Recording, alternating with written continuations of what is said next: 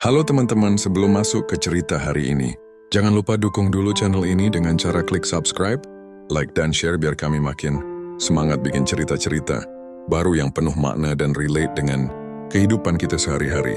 Oke, kalau sudah, sekarang kita mulai ceritanya.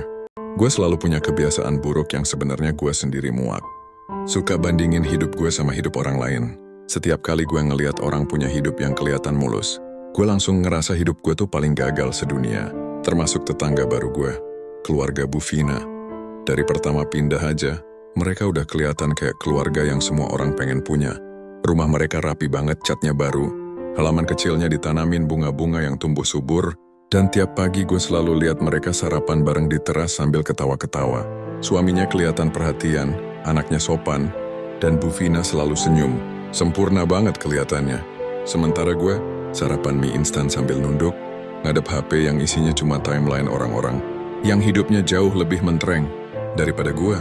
Kadang gue kesel sendiri kenapa hidup ini kayak pilih kasih. Kenapa hidup orang enak banget sedangkan hidup gue kayak nggak maju-maju. Gue sering ngomong gitu dalam hati. Rasanya kayak gue bukan cuma ketinggalan kereta, tapi bahkan nggak tahu stasiunnya di mana.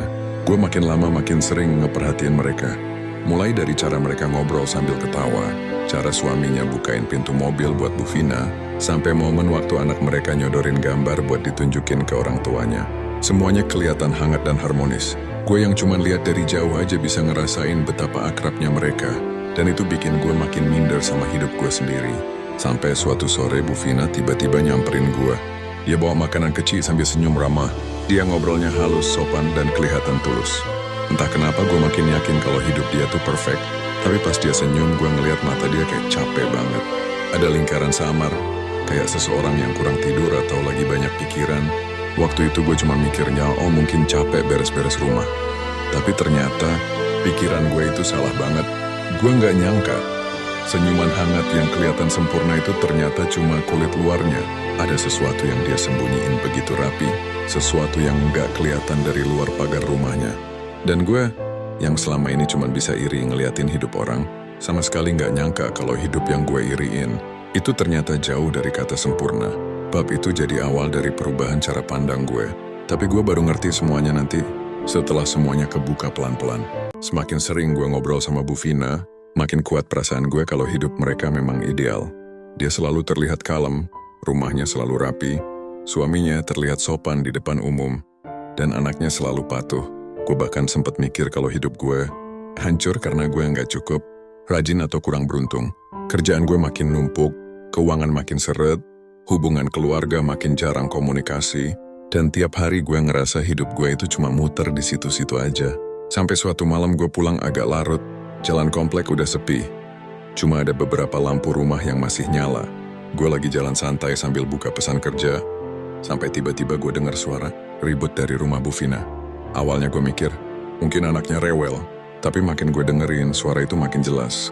Dan itu bukan suara anak kecil, itu suara orang dewasa yang nangis ketakutan. Suaranya pelan, kayak ditahan biar nggak kedengeran tetangga. Tapi justru itu bikin bulu kuduk gue berdiri. Beberapa detik kemudian, suara pecahan piring kedengeran, disusul suara teriakan seorang laki-laki. Gue langsung berhenti jalan. Gue berdiri di depan rumah gue sendiri sambil nahan napas, ngerasa takut tapi juga bingung. Itu beneran rumah keluarga yang tiap pagi gue lihat ketawa-ketawa. Suara isekannya makin jelas walau ditahan. Gue dengar Bu Vina bilang pelan, tolong, jangan, tapi suaranya kayak mati di tenggorokan. Gue nggak bisa tidur malam itu. Dan paginya pas gue buka jendela, gue lihat pemandangan yang bikin kepala gue makin mumet. Mereka sarapan bareng sambil ketawa. Suaminya ngelucu, anaknya ketawa-tawa, Bu Vina senyum. Seolah malam yang gue denger itu cuma halusinasi. Beberapa hari kemudian Bu Vina datang ke rumah gue. Senyumnya tetap sama tapi tangannya gemetar. Gue yakinin diri kalau gue cuma salah lihat, sampai gue lihat memar kecil di bawah lengannya. Dia sengaja nutupin pakai kardigan tebal padahal cuaca panas. Dia bilang pelan banget, maaf ya kalau belakangan kelihatan berantakan. Kadang rumah yang kelihatan paling sempurna, justru yang paling rapuh. Gue cuma bisa diam. Gue nggak tahu harus ngomong apa. Tapi kalimat berikutnya nancep banget di kepala gue. Dia bilang, rumah kamu mungkin berantakan tapi kamu aman di dalamnya. Itu jauh lebih mahal dari semua yang terlihat indah di luar. Sejak itu gue sadar, mungkin gue terlalu sibuk ngeliatin hidup orang, sampai lupa jagain hidup gue sendiri.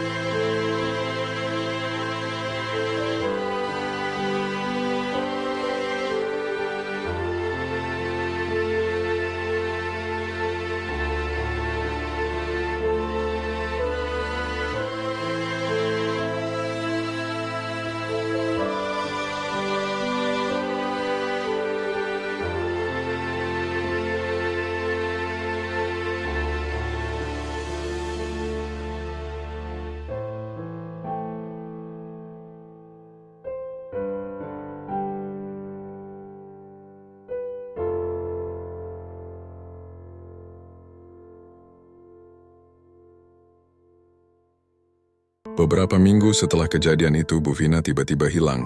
Rumahnya mendadak kosong. Nggak ada suara anak kecil. Nggak ada aroma masakan pagi, nggak ada suara sapaan. Barang-barangnya lenyap dalam semalam. Tetangga bilang mereka cerai. Ada yang bilang Bu Vina kabur. Ada juga yang bilang suaminya ketahuan selingkuh sejak lama. Komplek langsung rame sama gosip. Tapi buat gue, itu semua cuma potongan cerita yang nggak menjawab apa-apa. Yang jelas rumah yang dulu kelihatan hangat itu berubah jadi bangunan kosong yang bikin suasana kompleks jadi beda. Jendelanya tertutup rapat, halamannya mulai berdebu, dan udara di sekitarnya terasa berat. Setiap kali gue lewat depan rumah itu, gue kepikiran wajah Bu Vina yang selalu berusaha tersenyum. Rasanya kayak gue lagi lihat sisa-sisa kehidupan yang selama ini cuma palsu. Sampai suatu sore HP gue bunyi. Nomornya nggak dikenal, tapi begitu gue angkat, suara di seberang bikin gue langsung duduk. Itu Bu Vina, tapi suaranya beda, lebih tenang, lebih ringan. Kayak beban berat yang selama ini dia pikul akhirnya jatuh semua. Dia bilang dia sekarang tinggal di rumah kecil jauh dari kota. Rumah sederhana, bahkan lebih kecil dari rumah gue. Tapi dia bilang ada kata-kata yang bikin gue terdiam lama. Rumputku nggak lebih hijau dari dulu, tapi sekarang aku yang ngerawat sendiri. Dan itu akhirnya bikin aku bahagia. Gue diam cukup lama setelah telepon itu berakhir. Gue duduk di teras rumah gue yang berantakan. Pakaian belum dilipat, tanaman yang mulai kering, kursi yang goyang sedikit. Tapi entah kenapa sore itu semua kelihatan hangat. Gue merhatiin halaman kecil yang jarang gue sentuh. Rumputnya tumbuh nggak rata, beberapa udah mulai coklat. Tapi itu rumput gue, rumah gue, hidup gue. Dan untuk pertama kalinya dalam hidup, gue nggak ngerasa iri sama siapapun. Gue nggak ngerasa hidup gue buruk. Gue cuma ngerasa hidup gue nyata. Bisa gue rawat, bisa gue benerin pelan-pelan. Gue baru sadar kalau rumput tetangga terlihat hijau bukan karena lebih bagus. Tapi karena kita cuma lihat permukaannya dari jauh. Kita nggak lihat retakannya, tanahnya, badai yang mereka hadapi. Sore itu gue ambil selang. Dan gue mulai nyiram rumput gue sendiri.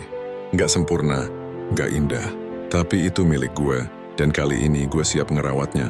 Terima kasih sudah nonton sampai akhir. Kalau cerita ini terasa menyentuh atau ada pelajaran yang bisa kamu ambil, jangan lupa klik subscribe, like, dan share. Supaya makin banyak orang yang dapat manfaat dari kisah ini. Sampai jumpa di cerita berikutnya. Semoga hari kamu penuh kebaikan.